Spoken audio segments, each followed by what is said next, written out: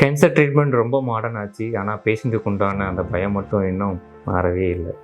கீமோனாவே patient என்ன நினைப்பாங்கன்னா, அது வந்துட்டு ஒரு தாங்க முடியாத வலி, ரொம்ப வேதனை கொடுக்குன்னு நினைப்பாங்க. பட் ஆனால் இப்போ இருக்கிற ரீசன்ட் அட்வான்ஸ் மெடிசன் ட்ரீட்மெண்ட்டில் சைட் எஃபெக்ட் ரொம்ப கம்மியாக இருக்கிற மாரி நிறையா கீமோலாம் வந்திருக்கு.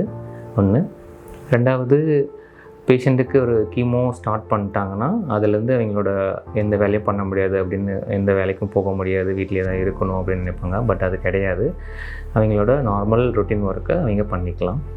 மூணாவது பார்த்திங்கன்னா, கேன்சர்னால் எல்லாத்துக்கும் ஒரே மாதிரி ட்ரீட்மெண்ட் நினைக்கிறாங்க. அது கிடையாது. ஒவ்வொரு கேன்சருக்கும், ஒவ்வொரு ஸ்டேஜுக்கும், ஒவ்வொரு பேஷண்ட்டுக்கும் கேன்சர் உண்டான ட்ரீட்மெண்ட் மாறும் கண்டிப்பாக.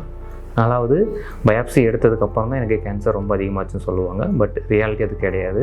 பயாப்சி எது பண்ணுறோம் அப்படின்னா அது கேன்சராலே கண்டுபிடிக்கிறதுக்காக தான் பண்ணுவோம். அப்படி பயாப்சி பண்ணலைன்னா கூட அந்த கேன்சர் கண்டிப்பாக அதிகமாக தான் ஆகும். இந்த கீமோதெரப்பி, ரேடியோதெரப்பிக்கு உண்டான சைட் எஃபெக்டை நினச்சி பயந்து ஒரு தப்பான இடத்துல ஒரு தவறான ட்ரீட்மெண்ட் எடுக்காதீங்க. உங்களுக்கு இந்த ட்ரீட்மெண்ட் ரிலேட்டட் எந்த ஒரு பயம் இருந்தாலும் நீங்கள் கீழே கமெண்ட் பண்ணுங்கள்.